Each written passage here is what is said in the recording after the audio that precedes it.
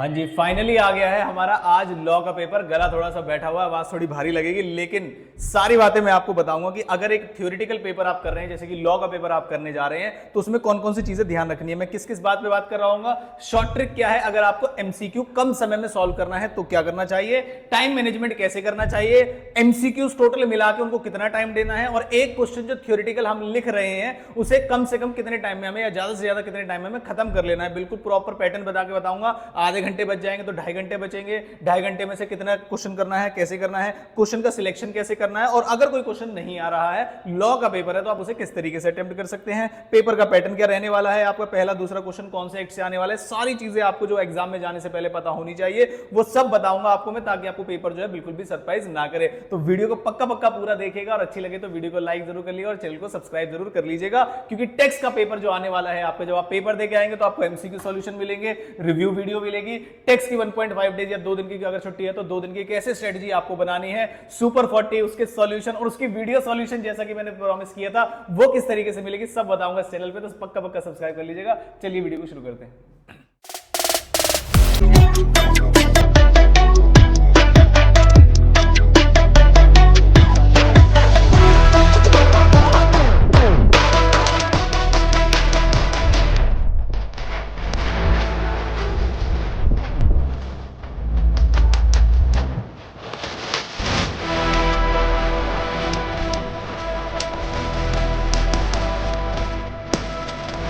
सबसे पहले मैं आपको बता देता हूं कि पेपर पैटर्न कैसा रहने वाला है, ताकि आप उसके हिसाब से स्ट्रेटजी बता सके। ये वीडियो मैं ऑलरेडी डाल चुका हूं, जिन बच्चों ने नहीं देखी है शायद उनको नहीं पता होगा, बाकी बच्चों को पता होगा कि आपके पेपर पैटर्न में टोटल मिला के 6 क्वेश्चन आएंगे आपके, और बिल्कुल सब कुछ टिप्स पर है कि कौन सा क्वेश्चन कैसे आने वाला है। जैसे कि अगर मैं बोलूं क्वेश्चन नंबर जो फर्स्ट आने वाला है, जो कि कंपलसरी क्वेश्चन है, उसमें क्वेश्चन नंबर ए और बी पार्ट जो है वो कंपनीज एक्ट से आएगा। ऐसे ही क्वेश्चन नंबर सेकंड में भी, ऐसे ही क्वेश्चन नंबर थर्ड में भी 2 क्वेश्चन आपके कंपनीज एक्ट से होंगे, जो कि सभी होंगे 5-5 नंबर के। इसका मतलब 3 स्ट्रेट अवे क्वेश्चंस में 30 मार्क्स का आपको कंपनी सेट दिख जाएगा। उसके बाद एक क्वेश्चन चांसेस ज्यादा है कि फेमा से होने वाला है, ज्यादातर यही होता है। और उसके बाद जो क्वेश्चन नंबर सेकंड है, एक बार आएगा जनरल क्लॉज एक्ट एक पार्ट में और एक बार आएगा इंटरप्रिटेशन। मतलब कॉम्बिनेशन ऐसे बनाएंगे वो सेकंड और थर्ड क्वेश्चन में कि आपके 2 कंपनीज एक्ट के साथ एक जनरल क्लॉज आएगा और 2 कंपनीज एक्ट के साथ एक इंटरप्रिटेशन आएगा। मतलब इस तरीके से वो मिक्स करके क्वेश्चन देंगे।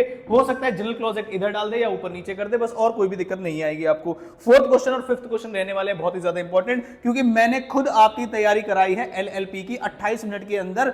जो बच्चे अभी भी छोड़ के जा रहे हैं एलएलपी को, वीडियो चैनल मैंने कल ही डाली है वो वीडियो मॉर्निंग के टाइम पे, तो आप जाके देखिएगा। 28 मिनट के अंदर सारे क्वेश्चन करा दिए मैंने विद एक्सप्लेनेशन। अगर आपने नहीं किया एमसीक्यू वगैरह सब, तो और एलएलपी से एमसीक्यू आने के भी चांसेस है, जैसा कि मैंने आपको बताया था सिनेरियो बेस्ड वाला, तो पक्का पक्का उसे देख के जाइएगा, ठीक है। तो ये 2 क्वेश्चन आपको ऐसे लगने वाले हैं, अगर आपने जनरल क्लॉज एक्ट अच्छे से पढ़ा या इंटरप्रिटेशन, दोनों में से एक अच्छे से पढ़ा हुआ है, तो पक्का पक्का मैं आपको सजेस्ट करूंगा कि ये क्वेश्चन आपको इजी लगने वाले हैं एज कंपेयर टू ऊपर वाले क्वेश्चन। और जो लास्ट क्वेश्चन है वो ज्यादा आसान रहता है, तो मैं आपको सजेस्ट करूंगा कि आप 6th क्वेश्चन को बिल्कुल ना छोड़ें। फर्स्ट बिल्कुल नहीं छोड़ना, 6th बिल्कुल नहीं छोड़ना। आपको फर्स्ट तो छोड़ना ही नहीं है क्योंकि कंपलसरी है। 6th क्वेश्चन में आपको ऑप्शन मिलेगा कंपनीज एक्ट में, और लास्ट में है फेमा। फेमा अगर आपने नहीं किया तो वो भी 40 मिनट के अंदर मैंने पूरा खत्म कराया है। कल भी वीडियो डाली है और लास्ट अटेम्प्ट की भी वीडियो है। अगर आपने नहीं देखी तो प्लीज प्लीज जाके देख लीजिएगा, ताकि आप क्वेश्चन नंबर 6 को और एलएलपी वाले क्वेश्चन को अगर आप अटेम्प्ट कर लेंगे, तो अगर आपको कंपनीज एक्ट का ऊपर वाले हिस्से में अगर आपको कोई प्रॉब्लम होगी, तो आप उसे क्वेश्चन को सही तरह से चुनाव कर सकते हैं। तो ये रहने वाला है आपका पेपर पैटर्न। फर्स्ट क्वेश्चन में 2 क्वेश्चन होने वाले हैं कंपनीज एक्ट के और एक होगा फेमा का। सेकंड क्वेश्चन में फिर से 2 क्वेश्चन होंगे कंपनीज एक्ट के और एक क्वेश्चन होगा जनरल क्लॉज एक्ट का या इंटरप्रिटेशन का। ऐसे ही थर्ड क्वेश्चन में 2 कंपनीज एक्ट के क्वेश्चन होंगे और एक होगा जनरल क्लॉज या इंटरप्रिटेशन, इसमें से मिक्स। फिर उसके बाद जो फोर्थ क्वेश्चन होगा आपका, उसमें होगा एक कंपनीज एक्ट, एक एलएलपी, एक जनरल क्लॉज, फिर से कंपनीज एक्ट, फिर एलएलपी, और फिर रहने वाला है आपका उनमें से एक इंटरप्रिटेशन वाला, और लास्ट में रहने वाला है आपका 2 कंपनीज एक्ट और एक फेमा का क्वेश्चन। बिल्कुल टिप्स पे है पेपर, इस तरीके से आपके इतने मार्क्स का आने वाला है। तो पहले पेपर में जाने से पहले अगर आपको पूरा पेपर पैटर्न समझ में आ जाए और पता चल जाए कि आगे आने वाला क्वेश्चन कौन से एक्ट से होगा, तो बड़ा ही हेल्पफुल रहता है बच्चों के लिए, ठीक है। इतने इतने मार्क्स के आपके में आएंगे। अब क्वेश्चन का चुनाव कैसे करना है, टाइम मैनेजमेंट करना है, कैसे करना है, वो सब बताऊंगा। तो मैं लाइन बाय लाइन जाना हूं। जैसे सबसे पहले मैंने बोला, मैं पहले आपको टाइम मैनेजमेंट बताता हूं, ठीक है। शॉर्ट ट्रिक बताऊंगा लास्ट में। वीडियो को लाइक कर देना देखते देखते, ठीक है। मैं पहले आपको समझाता हूं टाइम मैनेजमेंट कैसे करना है। जरा मैं इसको एक बार क्लियर कर दूं। देखिए, जब आप देखेंगे कि आपके पेपर में टोटल मिला के होते हैं 3 घंटे, कई बार बच्चे क्या गलती करते हैं, जो क्वेश्चन आता है उसमें पेज भरते रहते हैं और बाकी वाले टाइम में आपको समय नहीं मिलता है। 3 घंटे को आप 2 पार्ट में डिवाइड कर लीजिए। पहला जो पार्ट होगा आपका ये वाला, वो मैंने लिख दिया यहां पर 30 मिनट्स वाला। जो 30 मिनट्स वाला पार्ट है उसे आप पूरा पूरा डिनोट करेंगे एमसीक्यू। आधे घंटे से पहले होंगे भी नहीं क्योंकि केस बेस्ड सिनेरियो वाले हैं, हालांकि मैं शॉर्ट ट्रिक बताऊंगा तो आप जल्दी भी कर सकते हैं, ठीक है। उसके बाद मैंने बाकी जो आपके टोटल 180 घंटे होते हैं, बाकी मैंने 30 मिनट हटा लिए हैं, 180 मिनट होते हैं, तो बाकी बच गए आपके 150 मिनट। अब 150 मिनट्स में आपको जो क्वेश्चंस करने हैं वो करने हैं 70 मार्क्स के। तो आप ये सोचिए कि कितने मार्क्स के क्वेश्चन को कितने, मैं ये नहीं कि मैं बता रहा हूं, मैं आपको बेस भी बता रहा हूं। तो इसका मतलब आप अगर आप डबल टाइम दिख रहा होगा आपको, डबल से भी ज्यादा। इसका मतलब अगर आप कोई 4 नंबर का क्वेश्चन कर रहे हैं 4 मार्क्स का, तो कितना टाइम अलॉट होना चाहिए उसको? 8 मिनट, उससे बहुत ज्यादा नहीं करना है, 1-2 मिनट आगे पीछे हो सकता है। अच्छा, अगर कोई 5 नंबर का क्वेश्चन कर रहे हैं तो कितना टाइम अलॉट होना चाहिए? तो सर 10 मिनट का या 11 मिनट, अगर आपको लग रहा है क्योंकि 10 मिनट एक्स्ट्रा रहेंगे तो वो रिवाइज करने के लिए होना चाहिए। फिर सर 3 मिनट वाला हो, 2 मिनट वाला हो, तो क्या करना है आपको? सिंपली डबल कर लेना है और टाइम, अब वॉच आप पक्का पक्का लेके जाएंगे तो 6 मिनट और इससे ज्यादा नहीं देना है। कई क्वेश्चन ऐसे आएंगे जिसमें आपको कंटेंट ज्यादा लिखना होगा तो इससे ज्यादा समय चला जाएगा, तो घबराइएगा मत बिल्कुल भी। कुछ क्वेश्चन में आप थोड़ा ज्यादा समय ले सकते हैं क्योंकि एडिशनल 10 मिनट आपके पास अभी भी बचे हुए हैं। अगर मैं 70 को मल्टीप्लाई कर दूं 140 आ जाएगा, ठीक है। तो ये रहने वाला है आपका टाइम मैनेजमेंट। फिर आता है सवाल कि पहले क्वेश्चन कौन सा करें, दूसरा। पहले आपको टाइम मैनेजमेंट आई होप अच्छी तरह क्लियर हो गया होगा। फिर सवाल ये आता है कि सर पहले थ्योरेटिकल क्वेश्चन करे या पहले एमसीक्यू करे, तो उसका भी मैं आपको टाइम बता देता हूं। जैसे मान लीजिए आपका पेपर 2 बजे शुरू हो जाता है, तो मेरा आपको क्या सजेशन रहेगा, देखिए जरा ध्यान से। जब आपका 2 बजे पेपर शुरू हो जाएगा तो आप मेरे हिसाब से question number first, question number 6 और कोई भी क्वेश्चन जो आपको आता हो, तो क्वेश्चन नंबर फर्स्ट भी आपका क्या नाम है, सारे क्वेश्चन 14-14 नंबर के होते हैं, तो आपने क्वेश्चन नंबर फर्स्ट करना है, क्वेश्चन नंबर 6 करना है। और ये क्वेश्चन दोनों पूरे फुल फ्लेश तरीके से कंप्लीट करने के बाद आपको बच जाने चाहिए 3। मतलब ये कितने क्वेश्चन, ये कितने मार्क्स के हो जाएंगे आपके? 14 और 14 28 मार्क्स के। और 28 मार्क्स का जवाब करेंगे तो 3 घंटे आपको लग जाएंगे कम से कम। जैसे ही आपके 3 बज जाएंगे तो जो थ्योरेटिकल में आपका जो स्ट्रॉन्ग पार्ट था वो हो चुका होगा खत्म। फिर उसके बाद आप 3 बजे से शुरू करना, मेरे कहने से एमसीक्यूज बीच में शुरू करने हैं, ना लास्ट में करने हैं ना कहीं भी, बीच में शुरू करने हैं। तो उसके बाद आप एमसीक्यू जो है शुरू कर दीजिएगा, तब तक आपका एक फ्लो बन जाएगा। हालांकि क्वेश्चन नंबर 6 करना है या नहीं करना है टोटली योर चॉइस है। फर्स्ट भी अगर पहले नहीं करना है तो जो अच्छे से आ रहा हो पहले वो कर लीजिएगा, ठीक है। उसके बाद एमसीक्यू आप शुरू करेंगे। एमसीक्यू को आप 330 पे डाउन कर देंगे पेन को, चाहे पूरे हुए हैं या नहीं हुए। हालांकि पूरे हो जाएंगे, बिल्कुल टेंशन मत लेना, एमसीक्यू की ट्रिक बताऊंगा मैं आपको अभी, ठीक है। तो ये है 330 पे आप रख देंगे। फिर उसके बाद जब आप 330 से स्टार्ट करेंगे तब आपके पास कितनी देर बच जाएगी? तब आपके पास बच जाएगा 1.5 आवर्स। अब उस 1.5 आवर्स में आपको क्या करना है, क्योंकि आपका 28 मार्क्स का पेपर यहां हो चुका है, 30 मार्क्स का पेपर आपका यहां हो चुका है, तो 28 में से अगर मैं माइनस कर दूं, कौन से वाला 70 में से 28 अगर माइनस कर दूं तो आंसर आएगा आपका 42 मार्क्स का आपका पेपर बचा है। और अगर मैं मिनट्स की बात करूं तो आपका यहां पर मिनट्स कितने रह गए हैं? 1.5 आवर्स के हिसाब से, मतलब आपके पास 90 मिनट्स रह गए हैं। और आई होप आप बड़े आराम से पेपर को अच्छे तरीके से सॉल्व कर पाएंगे। तो टाइम मैनेजमेंट का आपको इशू नहीं होने वाला, अगर जैसे मैं बता रहा हूं वैसे अगर आप चलेंगे। स्टार्टिंग में अगर आपने एमसीक्यू उठा लिए, ध्यान रखना स्टार्टिंग में मत उठाना और लास्ट में मत उठाना, बस मेरी ये रिक्वेस्ट है। स्टार्टिंग में उठा लोगे तो बड़े बड़े केस बेस्ड तरीके से सिनेरियो तरीके से एमसीक्यू आएंगे, आप घबरा जाएंगे, आपको ऐसा लगेगा 30 नंबर तो हाथ से चले गए। अब मैं 70 मार्क्स पे फोकस करता हूं। किस तरीके से एमसीक्यू बनाए जाते हैं साइकोलॉजी पर, कैसे शॉर्ट ट्रिक में सॉल्व करना, वो अभी जल्दी बताता हूं। तो ये मैंने आपको पूरा टाइम मैनेजमेंट समझा दिया। आई होप अब आप पेपर में पजल नहीं होंगे। एटलीस्ट क्वेश्चन का सिलेक्शन कैसे करें मैंने आपको बता दिया है कि क्वेश्चन नंबर 6 में जो कंपनीज एक्ट का क्वेश्चन आता है उसमें ए पार्ट में ऑप्शन मिलता है आपको कि ये कर लीजिए या ये कर लीजिए। इसका मतलब वहां पर आपके पास चांसेस है कि आपको ज्यादा कंपैरेटिवली इजी पेपर मिलेगा 6 क्वेश्चन में। और जो लास्ट वाला पार्ट होगा उसका फेमा का, उससे तो बाहर क्वेश्चन आ ही नहीं सकता क्योंकि मैंने आपको करा रखा है, उसे पक्का देख के जाइएगा, ठीक है। उसके बाद आते हैं तो मैंने क्या कहा, मैंने किन किन मुद्दों पे बात कर लिया। मैंने आपको क्वेश्चन की सिलेक्शन की बात कर ली है, सिलेक्शन कैसे करना है, क्वेश्चन ना आए वो मैंने अभी नहीं बताया है आपको। और अब मैं आता हूं सीधा कि एमसीक्यू की शॉर्ट ट्रिक बता दीजिए कि कैसे करने हैं, क्योंकि बड़े एमसीक्यूज आते हैं और हमारे पास इतना समय रहता नहीं है कि हम कैसे करें, समझ में नहीं आ रहा। तो मैं आपका एक एमटीपी उठाऊंगा, मॉक टेस्ट पेपर, ठीक है, उससे आपको समझाऊंगा कि कैसे करना है। तो ये मेरे पास कंपाइलर है और मैं जाता हूं इसमें मॉक टेस्ट पेपर में। मॉक टेस्ट पेपर जो होते हैं वो आपके बिल्कुल एग्जामिनेशन पैटर्न पर ही बने होते हैं, तो मैं उसको करा रहा हूं। इसका मतलब ये है कि पेपर भी उसी पैटर्न पर आएगा आपका, बिना किसी परेशानी वाली बात के। देखिए ये है मॉक टेस्ट पेपर 1। अब जब आप कोई बच्चा एमसीक्यू शुरू कर देगा सॉल्व करना तो उसे इतने बड़ी चीजें दिखेंगी और वो वैसे ही डर जाएगा, ठीक है, पता नहीं क्या हो रहा। जैसे कि मैंने ये वाला क्वेश्चन क्या नाम है सॉल्व कराया था, अभी मैं इसके आंसर हटा देता हूं। देखिए अब अगर आप देखेंगे इस क्वेश्चन को, ठीक है, अगर आप देखेंगे इस क्वेश्चन को तो एक बड़ा सा क्वेश्चन दिखाई दे रहा है, आपको समझ में नहीं आ रहा। अगर पूरा पढ़ने बैठेंगे तो कितने मिनट लगेंगे, इसलिए मैंने बच्चों को क्या बताया जरा ध्यान से देखिएगा। As per the LLP 2008 what is required for admitting a new partner into the LLP। तो कई क्वेश्चन ऐसे होते हैं जो आपको क्वेश्चन पढ़ के मतलब पूरी केस स्टडी पढ़ के ही पता चल जाएगा, जैसे अनसीन पैसेज की तरह है। और दूसरा, when is tech innovation LLP is required to hold its annual general meeting. तो एनुअल जनरल मीटिंग के लिए कितने दिन होने चाहिए, आपको पता है कि एनुअल जनरल मीटिंग होल्ड करने के लिए कितने दिन होने चाहिए, 30 सितंबर जो है वो लास्ट दिन होता है एनुअल जनरल मीटिंग होल्ड करने का, चाहे वो LLP हो या कुछ भी हो। तो मैं यहां से हटा रहा हूं, लेकिन अभी उन्होंने कहा बताइए कैसे हम एडमिटेड करेंगे न्यू पार्टनर को। इस वर्ड को आप देख लीजिए कि उन्होंने नई जब पार्टनरशिप बनाई थी तो क्या होना चाहिए था, जरा ध्यान से देखिएगा। ये रहा LLP एग्रीमेंट। आपको भी पता है कि कोई भी चीज अगर लिखी होगी तो वो LLP एग्रीमेंट में लिखी होगी कैसे न्यू पार्टनर को, तो आपने पूरी केस स्टडी पढ़नी है तो पढ़ लीजिए, वो आपकी मर्जी है। LLP एग्रीमेंट ढूंढनी है आपने कि भाई LLP एग्रीमेंट के बारे में कहीं बात करनी होनी चाहिए। स्टिपुलेटेड टाइम में उन्होंने बोला कि अगर कोई चेंजेस करने हैं पार्टनरशिप में तो addition of a new partner करना है या फिर ट्रांसफर ऑफ इंटरेस्ट करना है या फिर रिक्वायर्ड कंसेंट, तो बोथ एग्जिस्टिंग पार्टनर्स। अब एग्जिस्टिंग पार्टनर्स कौन कौन से चेक कर लेते हैं। The LLP was formed by two partners Alex and Jordan who contributed equally। तो अब बताइए जरा फटाफट से, उसने कहा कौन कौन से पार्टनर्स होने चाहिए, तो with the consent of all existing partners, और जो कि कौन कौन है, एलेक्स और जॉर्डन है। हो सकता है बाद में कोई एडमिशन कर लिया हो तो वो भी पार्टनर आ जाएगा। इस तरीके से आप शॉर्ट ट्रिक से क्वेश्चन को सॉल्व कर सकते हैं। और बता दो, अगर किसी में बड़े बड़े ऑप्शन दे रखे हो तब ज्यादा मजा आएगा। जैसे जैसे जैसे जैसे मैं LLP वाले चैप्टर को खोलता हूं पहले, ठीक है। LLP, चलो चलो भाई जल्दी चलो, एग्जाम के समय पे नालायक ये भी, चलो भाई जल्दी। जी हाँ, ये मेरे पास मान लीजिए मैंने स्टडी मैट खोला और स्टडी मैट में ये MCQ बेस्ड क्वेश्चन है, ये डिस्क्रिप्टिव बेस्ड क्वेश्चन है, तो ये तो आसान आसान वाले लग रहे हैं मुझे। और कोई क्वेश्चन देखता हूँ मैं आपका बड़ा वाला जिसमें मतलब मजा ही आ जाए करके। ठीक है, बड़ी केस स्टडी कैसे सॉल्व करनी है वो मुझे बताना है आपको। मैं लॉ के कंपाइलर पे बहुत ज़्यादा नीचे आ गया हूँ, जल्दी आ जाओ भाई कोई बड़ी सी case study.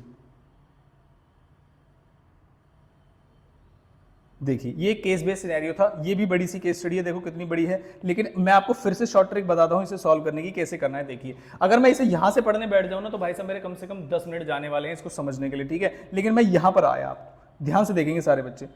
Whether Manoj could be considered as resident or not resident as per the LLP Act। ये शॉर्ट ट्रिक आपको तभी काम में आ पाएगी जब आपको प्रोविजन पता है। तो देखिए जरा ध्यान से, LLP एक्ट में आपको पता है resident could be considered resident or not as per the LLP act. तो आपको पता होना चाहिए LLP एक्ट में 120 डेज का प्रोविजन होता है किसी फाइनेंशियल ईयर में, मतलब उस पर्टिकुलर ईयर में अगर आप इंडिया के अंदर रहते हैं तो आपको रेजिडेंट माना जाता है। प्रोविजन आपको पता है। अब आपको पूरी केस स्टडी पढ़ने की जरूरत थोड़ी ना इसके लिए। तो अब आप क्या करेंगे, इसमें ढूंढेंगे कि 120 डेज वाले कौन से ऑप्शन है, और जो 120 डेज वाले ऑप्शन नहीं है उसको क्रॉस कर देंगे। जैसे 182 है, ये इनकम टैक्स में होता है। फिर उसके बाद आ जाते हैं और भी कहीं 182 है, यस ये रहा 182, ये भी इनकम टैक्स में होता है। फिर बात करते हैं और क्या बात करें, तो मनोज को could be considered is a resident in India as he was not in 120 days in the preceding 1 year. मैं तो डेज भी काउंट नहीं कर रहा, ध्यान से देखना, मैंने केस स्टडी छुई भी नहीं है। लेकिन अगर मुझे प्रोविजन पता है तो मैं इसका आंसर कर सकता हूं। कैसे, जरा ध्यान से देखिए। उसने कहा क्योंकि वो पिछले साल में 120 दिन रहा है। लेकिन प्रोविजन क्या है LLP का, पिछले साल में रहने के लिए या इस साल में रहने के लिए। तो आंसर इज इस साल में फाइनेंशियल ईयर में 120 दिन है, तो ये भी ऑप्शन नहीं हो सकता। अब मुझे कोई डेज काउंट करने की जरूरत नहीं है, एलिमिनेशन टेक्निक से मैंने 3 ऑप्शन को हटा दिया है और यहां पर आ जाएगा Manoj will be considered in resident India, क्योंकि वो 120 दिन के लिए था। मैंने क्वेश्चन पढ़ा भी नहीं अभी तक कि वो कौन सी तारीख को निकला था, डेज कैसे काउंट करूं, मैंने कोई क्वेश्चन नहीं पढ़ा, लेकिन मैंने इसका आंसर कर दिया बिल्कुल सिंपल तरीके से। फिर आप 1-2 क्वेश्चन ऐसे भी होते हैं इसमें, जैसे मान लीजिए आपको उसने बोला whether Manoj will be liable to contribute 5 lakh after the dissolution of the firm. तो मनोज ने अगर एग्री किया होगा कि भाई कैसे समय पर, मनोज ने अगर एग्री किया होगा कि मैं 5 लाख रुपए दूंगा, फिर चाहे डिसोल्यूशन हो ना हो कुछ भी हो, तो अगर आपने एग्री किया है तो एग्रीड कंट्रीब्यूशन के लिए तो आप लायबल रहते हैं। तो मैं क्वेश्चन में देखूंगा 5 लाख वाली अमाउंट की बात कहां की गई है। सबसे पहले मनोज ने ज्वाइन किया है 25 तारीख को, जैसा कि आप यहां पर देख रहे हैं, तो मैं मनोज वाला पार्ट ही पढ़ूंगा, ठीक है। और above said premises was purchase by Mohan, तो मोहन ने मनोज ने कुछ और प्रेमिसेस भी दी होगी, ठीक है। और Manoj has provided his office to the firm with effect from admission, ठीक है। और उसने प्रॉमिस किया है कि वो डिपॉजिट करेगा 5 lakh within 6 months as provided by the partnership deed. तो पार्टनरशिप डीड में लिखा हुआ था कि मनोज 5 लाख रुपए देगा। तो उसने सवाल क्या पूछा है हमसे कि क्या मनोज क्या नाम है, whether Manoj will be liable to contribute 5 lakh after dissolution. तो अगर मनोज ने एग्री किया है तो भाई मनोज लायबल होगा। तो यहां पर पढ़ते हैं नो वाले कौन से क्वेश्चन है। नो और नो को तो मैंने पहले ही क्रॉस कर लिया, क्योंकि मनोज को तो लायबिलिटी देनी, आपने एग्री किया है ना, अब तो आपको देना पड़ेगा। फिर 2 पॉइंट यहां पर लिखे हुए हैं, यस वाला और यस वाला, इसमें से मुझे चेक करना है। Yes because the partners are personally liable for the deficiency at the time of dissolution, जिसने प्रोविजन पढ़ा है उसे पता है लिमिटेड लायबिलिटी होती है एग्रीड कंट्रीब्यूशन तक, तो ये वाला ऑप्शन भी आपका एलिमिनेट हो जाएगा और आपका जो आंसर है वो सी हो जाएगा। मैंने पूरी केस स्टडी पढ़ी ही नहीं, ये बिल्कुल अनसीन पैसेज तक पढ़ने जैसी ट्रिक है कि आपने अनसीन पैसेज पढ़े, रिक्वायरमेंट पढ़ी, कौन से एक्ट से है, कौन से प्रोविजन से है, अगर नीड भी नहीं पड़ेगी आपको क्वेश्चन को पढ़ने की, इस तरीके से क्वेश्चन कुछ डिजाइन किए जाते हैं आपके। एक क्वेश्चन और दिखा देता हूं फिर हम चलते हैं बाद में, कि मतलब आप ऐसे भी क्वेश्चन कर सकते हैं। अगर कोई बढ़िया क्वेश्चन मुझे दिखाई दे गया तो जल्दी चलो भाई। बढ़िया क्वेश्चन का मतलब जो देखने में डरा रहा हो और मुझे पढ़ने की जरूरत ना पड़े। देखिए ये भी क्वेश्चन एलएलपी का, ये देखने में डरा रहा है मुझे बहुत, देखो कितना बड़ा क्वेश्चन है ये, देखो आप। अब आते हैं इसके आंसर पे कि कैसे देना है मुझे। तो फिर से मैं पहले प्रोविजन का क्वेश्चन पढ़ूंगा कि किस किस तरीके से रिक्वायरमेंट है। देखिए जरा ध्यान से, when the registrar directed Vidya Masterminds LLP to change its name, by which date LLP should have changed the name। तो इसका मतलब हमें पता है कि जब भी डायरेक्शन मिलती है उसके 3 मंथ्स के अंदर अंदर आपको नाम चेंज करना पड़ जाता है। तो मैं अब देखूंगा 3 मंथ्स वाले प्रोविजन कौन कौन से हैं। By any time according to the convenience, तो ये तो आंसर होगा ही नहीं। Not liable to change its name है, तो ये भी चेक कर लेते हैं कि बताइए लायबल टू चेंज होगा या नहीं होगा। तो किसने डायरेक्शन दिलाई है? अगर किसी पार्टनरशिप फर्म ने, सोल प्रोप्राइटर ने अगर डायरेक्शन दिलाई है कि भाई आपको पार्टनरशिप वो नाम चेंज कर लेना है, तो नाम चेंज नहीं करेंगे, अदरवाइज करेंगे। तो पहले देखते हैं किसने बोला, ठीक है।